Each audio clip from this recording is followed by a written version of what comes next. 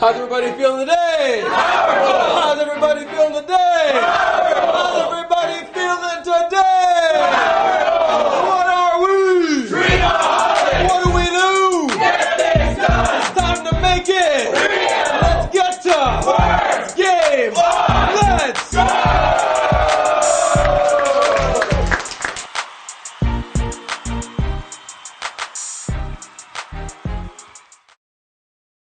So, good evening, Ben. It is great to see you. One of my Dream-A-holics in the house, one of my graduates. And for just so by proper way of reference, everybody, Ben, well, actually, no, I'll let him share his story about where he was. But for those of you who have had a part-time hustle, something that you were doing on the side, and you've always wanted to go full-time with that thing, you want to make something magnificent happen, and you just weren't sure how to make that happen.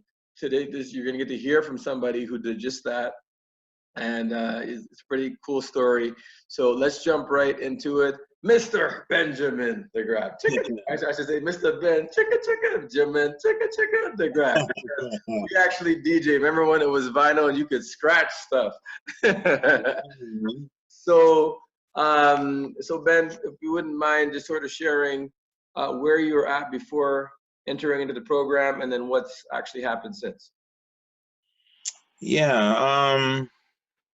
So I took the Dream-A-holics course, the Game Changer course, probably about, I think, almost 3 years ago now, because I think I started in, I believe it was like January or February. I feel, and so, yeah, prior to coming to your course, I was trying to do a lot of things, and I think some of the things that you are good at helping people with in terms of beating procrastination, monetizing your passion, getting clarity on how to make that idea or that dream of something that you want to do, really making it clear. So I guess this could be probably like a two-stage conversation, but you know, I remember sitting in that meeting on a Saturday morning, you know, at your studio with, you know, a room packed with other people. And one of the first things that stood out to me was, you know, monetizing one of your skill sets quite quickly. So a little bit about myself quickly. You know, I have a lot of experience working in the not-for-profit sector, where I was an outreach worker, I was operations manager, and I was also the executive director. And a lot of my life has been around helping people and making a difference. But I had artistic talents as well. I sort of transitioned from a nightlife promotional background and doing events. And sort of within that realm, I picked up the love and desire to DJ. And I remember that there was this community element that I enjoy doing, which I'll get to later. But I do remember that you said, hey, like, monetize the skill set quickly. And so I started really gravitating towards DJing. And I remember at that time, excuse me, it was very hard for me to gain traction. It was very hard for me to get booked.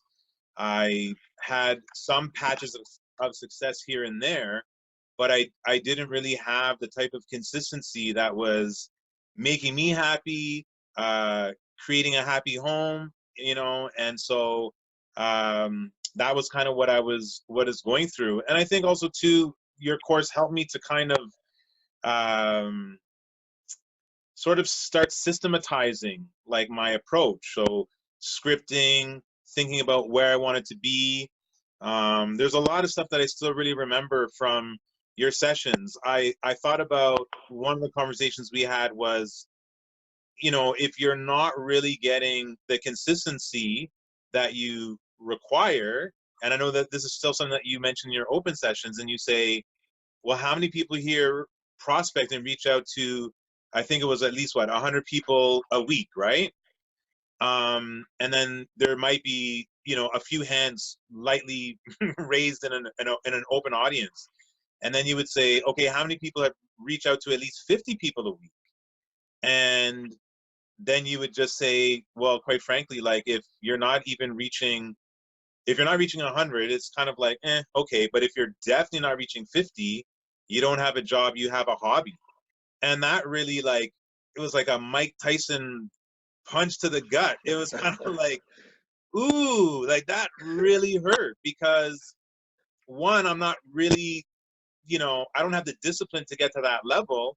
But then on top of that, it showed me that there was room for growth. So those were like some of the weaknesses, and I think because of that I lacked the confidence to kind of, really speak powerfully about what it is that I'm doing.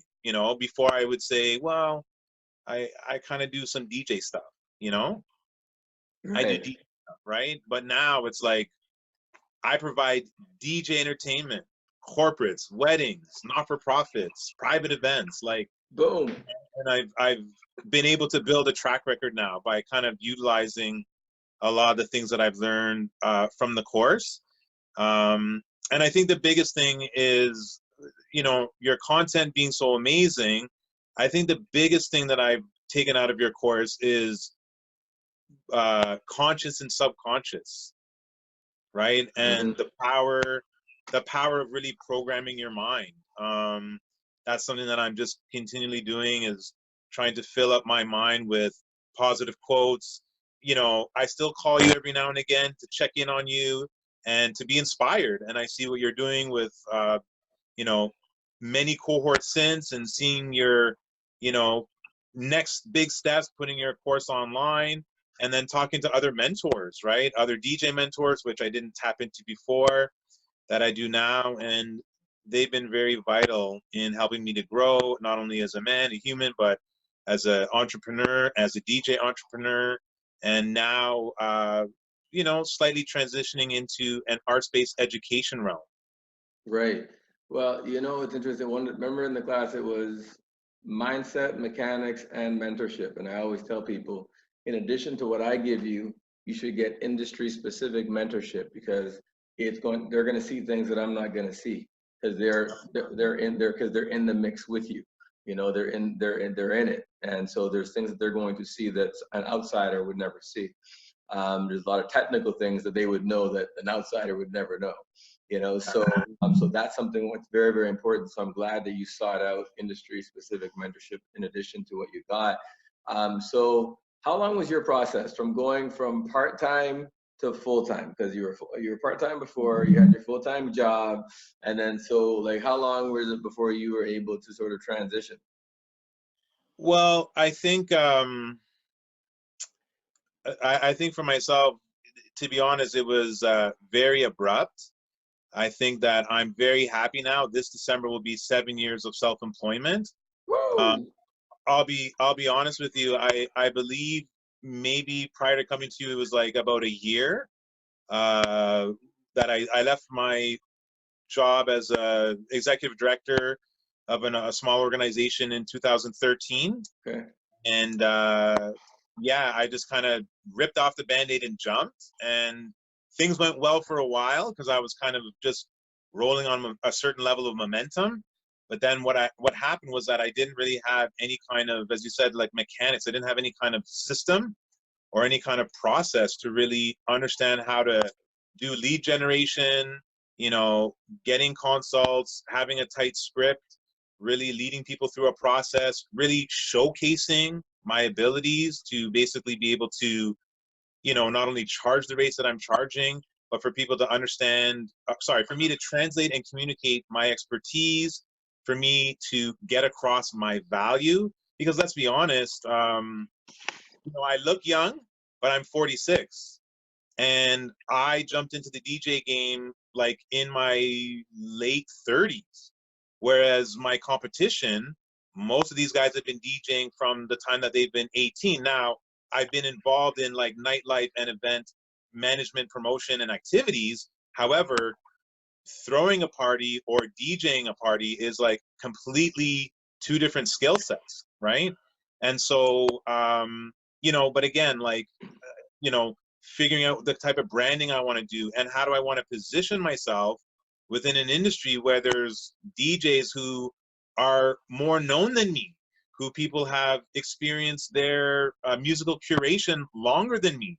And if you can imagine, I'm coming like knocking on the door saying, hey, let me into the party. And people are kind of looking, well, who are you, right? Like, who are you? So, you know, a lot of time kind of building my brand, communicating my message, and demonstrating my value. And I think that, you know, now I'm in a real sweet spot. I would say that it's always a very reflective time for me in December, because this is the time that I made that jump from a cushy salary job, you know, having money going into my account every 2 weeks, to doing just, you know, free falling and taking a risk and betting on myself.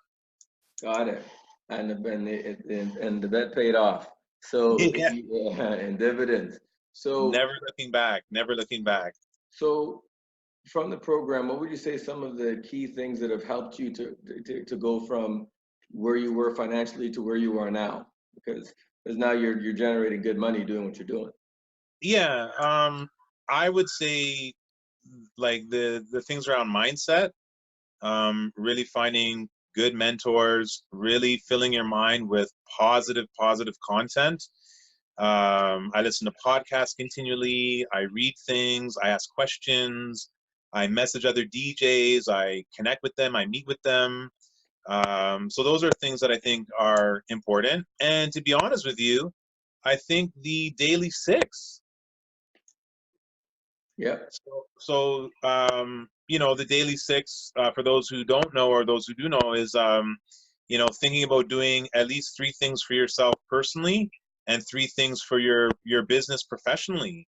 And you really illuminated and highlighted that, hey, for some of us who are really struggling with procrastination, we spend so much time, you know, making something perfect, or analysis of paralysis, or overthinking something, but you just need to do 3 things for your business each day. And instead of doing 10 million things on one day and feeling overwhelmed, it's like, if you just do something each day for your business, that you're going to be able to, at the end of the week, at least have done 21 things for your business. So I would say that that concept of the daily six is something that I've still clung to. um, and yeah, I would say those are a few things that really jump off the page, you know? Structure and support. There we go. And I know that in this you didn't just have transformations on a business level. You have transformations on a personal level too. Do you mind sharing any of that, or or would you prefer not to share? Like, what would you Well, like to do?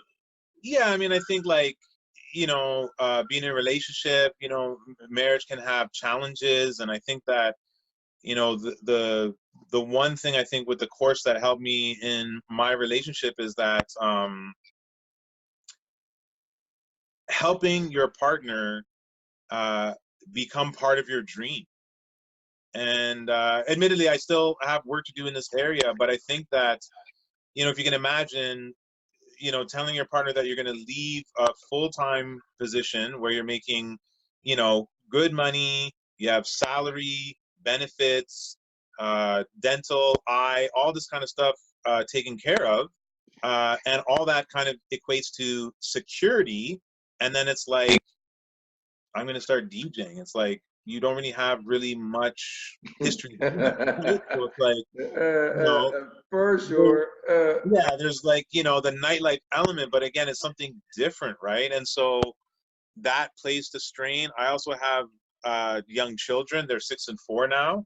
And so you can imagine that, you know, in the early days of me not really sharing how I'm going to get from point A to point B or point Z, you know, not that you have to have everything figured out, but you need to be able to communicate some kind of plan to your partner. You know, it caused like a lot of challenges and ruffling, and, you know, how are we going to pay bills? And then at the end of the month when things are tight, and, you know, it's just ugly situations sometimes financially. You're being stretched. And then admittedly, there's times where I really thought about packing it in, you know, and it's like, well, maybe I'll just give it the next 6 months and see how things go. Or maybe I'll see how it just goes this year. And if things don't turn around, then maybe I'll go back to full-time employment. But, you know, thank God, my partner's been supportive and helpful. given me suggestions. We've sat and talked about maybe areas where I can retweak my business or have a different approach. And then I've had to listen. I've had to be humble. I've had to be open.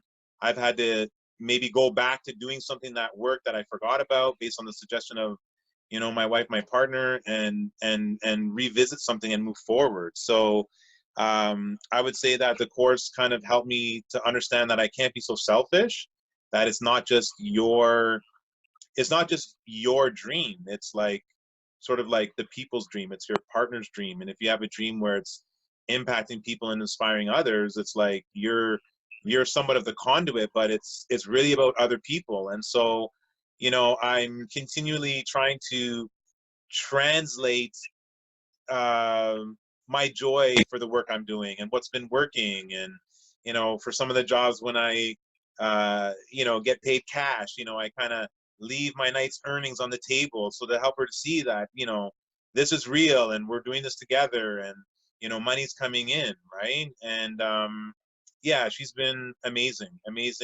support. And I definitely would not be where I am without her. I know that in the course you talk a lot about relationships, and even some of the relationships around you, that people may be skeptical. They could be toxic. They could even be your wife, your husband. They could be, your mom or your dad. And, how to negotiate that. I think that the course also brought that kind of awareness, because my mindset, just sharing some other things about me, I come from like a football background, a team orientated background. So my idea is that, hey, like, if this person says this is what we're doing, like, we're all charging forward, we're all going for it.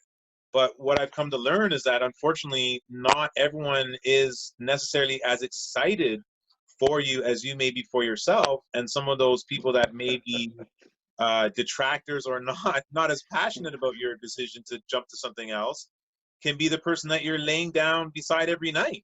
And you have to be able to have really open, honest, transparent conversations, to say that this is where I feel my calling is, or this is what's bringing me joy, and kind of get it figured out and move forward. Right. So 100%. Oh man, you've come a long way. And no, really, I remember day one. And as I um, say, I'm a work in progress, oh, we all are. We all are. Yeah. So I guess so just sort of in terms of like your steps of creating that income security for yourself in your craft. So what are the directions that you've gone with it now? So you started out, you had your gig here, your gig here, your gig there. So what have you done to create security in your full-time? Because now it's a full-time deal. This is how you make your money. So I Yeah. guess, so what type of directions have you gone in order to, like, what are your streams? Hmm. So now I've diversified slightly. So now what I do is I offer DJ sessions, one-on-ones I offer. So in the past 2 years now, I've probably Sessions? What do you mean? no, sorry, DJ lessons. Oh, lessons. Yes, sorry. Okay. There was a bit of an echo there for a second. So I now have diversified. I do DJ lessons. So Nice. I do one-on-one sessions with people, and in 2 years I'll be celebrating my anniversary this December. I'm probably going to be looking to do a big event in January, just based on timing and stuff. I've trained about almost 30 DJs. Oh, I would sweet. say of all various ranges of the continuum. Really young youth that are just interested in technology and music, to people in their 50s. I have about, I would say, 6 people right now that are out DJing very consistently. They do club nights, a lot of the popular spots. Actually, Okay. I'll get to this in a minute. One of them I was DJing with today, which was a really proud moment. I DJed with another former student this past Saturday at Metro Hall for the city of Toronto. So before I get on a tangent there, I'll dial it back. You did ask me about things that I'm looking to diversify. So there's the natural DJing, which is weddings, corporate functions, and special events. So some of my corporate clients are Holt Renfrew, Mac Cosmetics, Damn. Foot Action and Foot Locker. Maybe leaving out a couple, but these are, you know, some entities that I've been blessed to DJ for, and these are all based on relationships. So relationships. So if you can imagine, in my first 2 years of business, I sat in this den, my den office, and I didn't have any money to even really get out there. But you know what? That was a poor decision. Even if I only had money for coffee, $5 to buy myself a coffee and someone else, I should have done it. Because what I've realized is that I've delayed my riches. I've delayed my happiness. I've delayed all the stuff because, like, I've sat in my den just spamming emails out to people, hoping to make a connection. What I realized is that some of the best gigs that I've been referred to have been through other DJs. And, you know, that kind of, like, I had another entrepreneur say to me, where are you getting your referrals from? And when I sort of did like my little, you know, matrix of like where my gigs coming from, I realized that almost all my gigs, like 80-90%, are word of mouth, they're referrals, or they're coming from other DJs. So then that said to me that I need to start investing time with other DJs. So I call guys, we DM, we talk, we get together for coffee. Like, when they're telling me that they're busy, I ask them questions like, well, what's working for you, so that I can steal nuggets and add it to my kind of carousel of what I'm doing. Most recently, I connected with one DJ, and he single-handedly has truly impacted the latter half of my year in terms of bookings. Not only did he reinforce a certain mindset that I should have as a DJ in terms of charging for rates, but he also sent me some really invaluable information, a podcast series, and it's around knowing your worth. It's by a DJ called Mark Farrell, and his whole thing is trying to improve the DJ industry. So if you can imagine, 10, 15 years ago, for a 4-hour call, a DJ was only getting paid, they were fighting to get a DJ paid $550 for a 4-hour call for DJ service. And now through this guy, Mark Farrell, and a lot of other DJs, you know, when you're doing some of these corporate functions and events, you know, they're trying to get everyone to have this baseline rate of at least 1,200. And I believe the baseline rate now professionally for a professional DJ is 1,500 for some type of corporate or wedding. So those have been some things. And then the last thing that I'm really, really excited to talk about is that people thought that I left the not-for-profit sector because I started posting and sharing so much about my DJ journey, but I never left, right? As they say, you know, it's sort of like, you know, old school doesn't die, it just multiplies, right? So I never left. I was always connected to doing something in community. And I'm really excited to talk about the Love Music Initiative, which is a program that I always had on the side. But I think when I came to your course, I made a decision of which thing could I monetize quickly. And I jumped on the DJ angle because at that time I was getting a lot of calls. You know, I could be sitting at home on a Friday and I'm like, man, I have nothing booked this weekend. And literally within 2 hours, I get 2 calls and I'm booked right away. So now the Love Music Initiative, what it is it's an arts-based and education program where we do DJing, workshops, drumming, dance, and spoken word in TDSB schools, York Region, Durham, and also in community. And the idea is that we use these arts-based vehicles to make learning more fun for kids. So the last several years I've been in the TDSB and Durham region doing the programming. And based on the efforts of doing some pilot programming, we received a grant from North York Arts. And we got funding to do 2 years of programming at 2 high schools, which are Downsview Collegiate and also Emory Collegiate. Saw something pop up there. Thank you. And that's been great. And the schools have been very accommodating.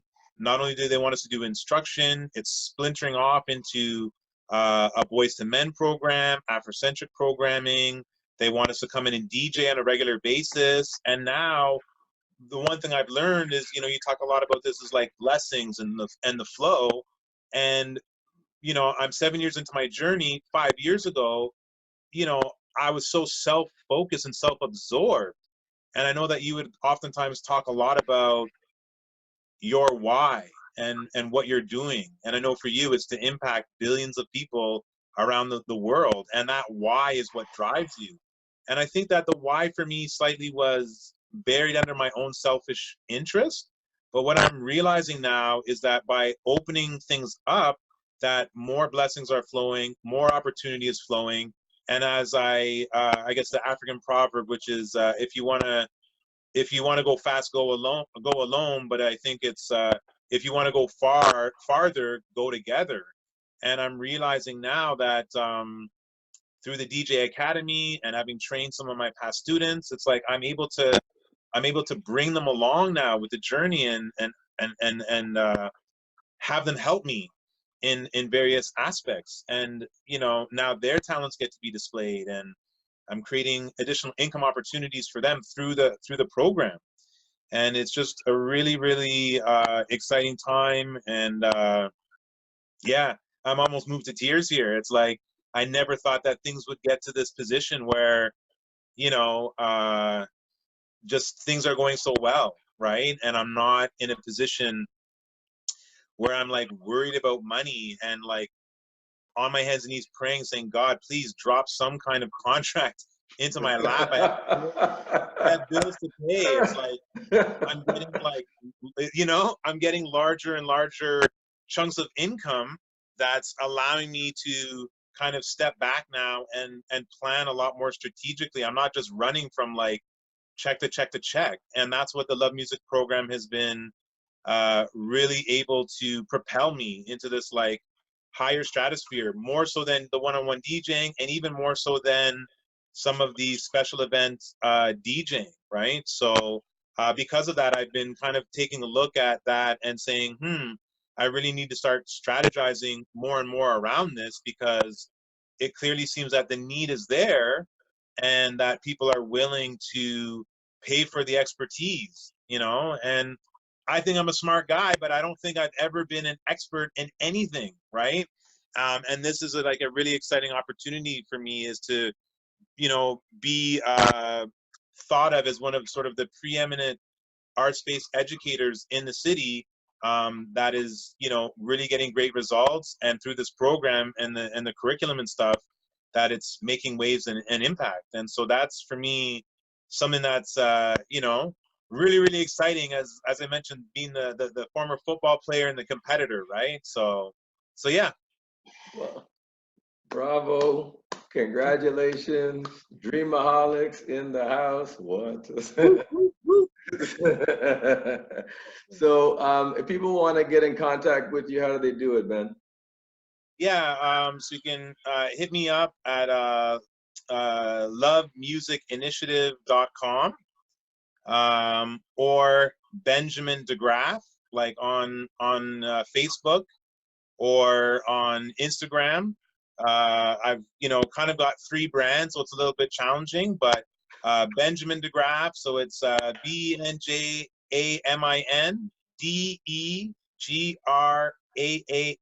as in Frank at the end, Degraaf. Or check me out at lovemusicinitiative.com. There you go. All these big words, initiatives. I know. Big You words for a personally, big man. I'm super proud of you. And as far as anybody who's watching this, you know, when you have, sometimes you have an idea in your mind but you just don't know how the heck to make it happen. You just don't. And sometimes you just need a little bit of guidance just to get sometimes a little bit of guidance can help you get unstuck quick, and Ben, I am so proud to have had you in my program and to see how far you've come since. My God, it's been a hell of a journey, and that's fantastic. And I want to invite everybody who watches this, if you go to winwithnoel.com or winwithnoel.com/powerful, and join us on one of our web classes. We're the same things that Ben got in class. we're now taking it online, and so now we can scale and we can help people all over the world, which is just like, oh, Super exciting. Yes. Yes. it's an exciting time, man. It's exciting, and you know, and that's the intention, is to help touch, move, and inspire millions worldwide, to anything that God put in you. And so part of the reason I really like Ben's story is because, you know, people don't, a lot of times don't look at DJing as a real job or a real way. It's always sort of looked at as a hustle, and it's not looked at like as a business. And the truth is, DJing is big business if you're good at it, and if you strategize right, and you build the right contacts and the right relationships. And Ben has done, he's checked all the boxes, and so, you know, and he's well on his way to, you know, not just, he's already good financially, but I'm talking about being in a place where you are rich. You know what I mean, like this, and you've got that money, where you no longer have to physically work anymore. And so, and he's on track for that. He's on his way. You know what I mean, which is awesome. So Ben, I just want to say thank you very much, one, for taking the time to join us, and we will be posting this video and sharing it everywhere and letting people know that it's possible, and your life is proof. Like, husband, father, you know what I mean? And we didn't even get into your history in terms of how you came up, because I'm just gonna say this really. Ben actually was adopted. You know what I mean? Like this. So he's adopted. He was adopted as a child. And sometimes people look at kids who are in the system, whether it be through foster care or otherwise. Ben was a foster. Well, he was. Well, he got adopted, and so I just wanted. The reason I'm sharing that is because sometimes people look at where they're coming from in life. It does where, you know, it's where you start out from is really irrelevant, and that's not you, and that ain't your fault. I guess, but what you become is absolutely up to you, and you are responsible for that. Ben has taken personal responsibility. He's attacked it, and you know, and he's like one of the nicest guys you'll ever meet. I mean, you always want to see the nice guys win and the nice girls win. You know what I mean? That's what we want to see. Nice people win and good people win. So Absolutely. congratulations, Ben. Keep on winning. Connect with him. Connect with us. Join our programs. You know, come up for the free sessions. Come get to know us, man. And like, we're for real. Like, this is the real deal. Like, this is the no BS zone. It's straight up, straight goods, and this is And what. I wanted to just add, sorry, yeah, for anyone who's watching this or anyone who watches this replay, definitely talk to Noel. He has a wealth of information and knowledge, and he'll work with you. You know, as long as you're willing to meet him halfway, he'll work with you, and you'll see the results. It's a process like anything else. It's a journey. But I remember, you know, you mentioned for the cost of the sessions, you know, would you, I think you mentioned something like for what you paid, like you feel you got the value. I know I got the value and then some. And I think maybe you may have said one time, like, you know, if I could like refund, if I could re-gift you the money that you spent on the course and take back all the knowledge, would you? And I said, no way. Like the knowledge and information Right. that I've received from, you know, the sessions. And also like, this is now what, 3 years ago that I've taken the program. And so the one thing that Noel does, and that I've also echoed with my DJ students, is that, you know, we're allowing you to live your dream and fulfill your dreams. And because of that, there's like a lifelong thread of access to you, right? Whereas other coaches that you take things online and stuff, it's like they get your money, they send you these videos, and then after that, it's like, you know, it's just they just ghost you. They're just gone, right? But here it is now, 3 years later, and I'm still talking with you. I can still, you know, throw things by you sometimes to troubleshoot. You give me tidbits of information. I watch your other live streams, so it's like a continuous relationship, right? And so, and again, I would just advise anyone who's dangling on the fence or not sure, you know, make this year going into 2020 your year. We're not getting any younger, and the dreams and that fire that you have to do something, you don't want to be 80 and seeing, you know, Win with Noel go to, instead of 1 million people, you know, it's at 10 million, and you're like, why didn't I get in when it was at 1 million? Where could my life have been? You know, when you're 80, you're too old. It's hard. It's hard to live your dreams at that age. So do it now. Try it. Go for it. You'll have all the support in the world, all the structure, and get on this video series with him, and he'll coach you through it. That's what a good coach does. He'll show you how to go from A to Z, and get to where you need to go. So I wanted to say that. What just happened? Sorry, that was my partner. I'll be quick. Oh. The last thing I wanted to share was that you mentioned the Bob Proctor, which is the razor's edge. And for a lot of us, going from good to great, we don't have to make a lot of adjustment. The razor's edge is just one or two little things that you need to tweak to have the breakthrough.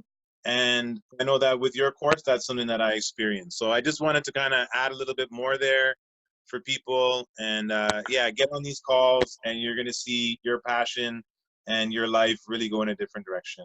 I love you, man. Thank you so much. I love you too, brother. Have a powerful one. Keep up, keep the faith, keep it up, and I'm looking forward to seeing you on all the magazines.